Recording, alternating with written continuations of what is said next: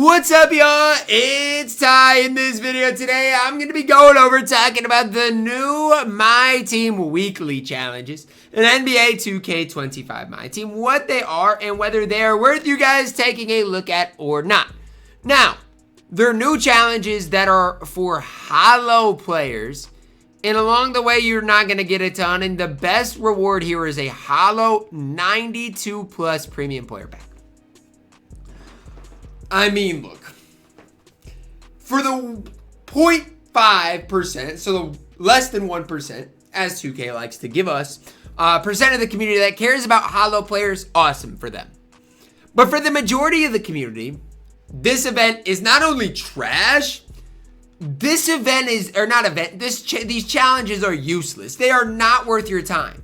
And I think we've got to, talk about recently in the game what we've been seeing, because earlier this week, they dropped these Showdown challenges, which, whatever, if you can easily win 10 games in a row in Showdown, they're fine, but it's for a Galaxy Opal random pack. It's not an option pack, it's for a random Galaxy Opal, and we know 2K well enough to know that at this stage, you are probably not going to pull a good Galaxy Opal card.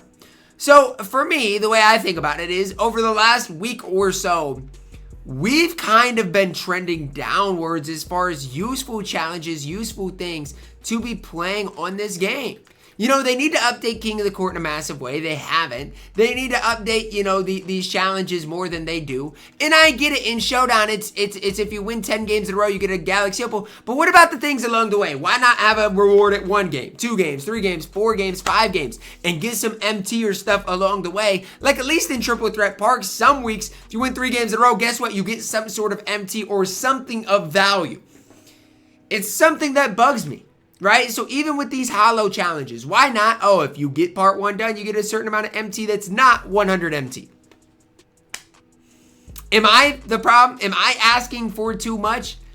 Because it seems like things are getting pretty repetitive, and the things that could be new added to the game have been a letdown recently. The repetitive stuff, the heroic challenges are the same thing every week. The Apex challenges or the Friday challenges are the same thing every week. As far as, the content, well, we don't see anything new. We see super packs every Tuesday. We see packs every Friday. It's rinse. It's repeat. There's nothing new at all to really talk about. And, part of the reason that it's annoying is it's like, okay, if you're going to give us, which again, I'm not even saying that super packs weekly are bad, but if that's going to be the only thing outside of the Friday content and we're not going to see new challenges, we're not going to see new events, we're not going to see new anything, then yeah, the game's going to get pretty stale pretty quickly. And when you drop challenges like they did today with these hollow challenges, this is not exciting for the community at all. And again, like, yes, there are certain people out there that like hollow packs. I get it. But a 92 plus hollow, at least give us a Galaxy. Why not give us a 97 plus hollow, right? At least then it's worth it for the people that like hollows, and it might be worth it for the people that are just looking for a good card to add to their squad. Am I asking for too much? Like, genuinely, what do you guys think over the last week of the game? Because again, I get it, right? We're in the middle of a season. We're nearing the end of the season. So obviously, content, or not content, but obviously the game is starting to feel drier and drier. But I'm just like, they could do things to improve this. And I just feel like they're not at all. They just do not care about anything other than, well, how many super packs are we selling? It seems like that's the only thing 2K cares about. And at the end of the day, that is not content. Right? Yeah, it gets prices, or should get prices to drop because there's a ton of cards up. So, for example, if you go and look at like Pink Diamond Victor Wembanyama, there's a ton of Victor Wembanyamas up. There's a ton. Now, again, and people are saying, oh, it's not crashing the price of cards. I mean, to me, it looks like it at least should. LeBron's now a buyout. There are things on the auction house that I think are worth your time. But I'm just like overall kind of irritated. Not even irritated. I don't even think that's the right word. I'm just annoyed that when 2K does have the chance to give us new challenges and new stuff added into the game, because this is the only new things we see on a weekly basis are these challenges, that this is what we're seeing. And it's just like, seriously? Like, is this really, and this is the question I have, is this really the best 2K can do? Is this? A hollow challenges? Like, I know we've seen this in the past, but is this really the best we can do? The best thing is a diamond hollow card for the 1% of the community that cares about hollows. And again, the Showdown streak, I didn't make a video specifically about it, but I want to talk about it.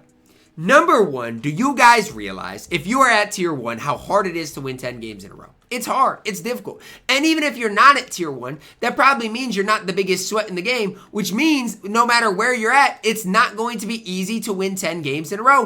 And it just seems like 2K thinks the average person is going to be able to do it. And all you get at the end of it is a Galaxy Opal, right? In which you're probably going to pull a Jalen Brunson. You're probably going to pull a Trae Young. You're probably going to pull a card that's not very good. And so when I'm looking at where this game is at right now and what 2K could be doing and what they are doing, it's like, is this really the best 2K can do? Giving us the hollow, giving us, oh, well, you got to win 10 games of Showdown in a row for a random Galaxy Opal premium pack in which you're probably not going to pull anybody that crazy good. Is this really the best 2K can do? That's the question I'm asking right now, because genuinely, I don't know.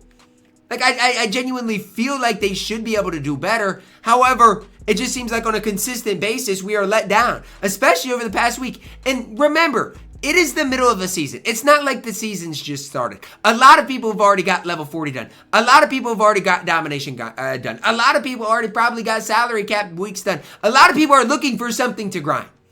And we've got nothing. Meanwhile, breakout boards have been the same for the last month, it seems like.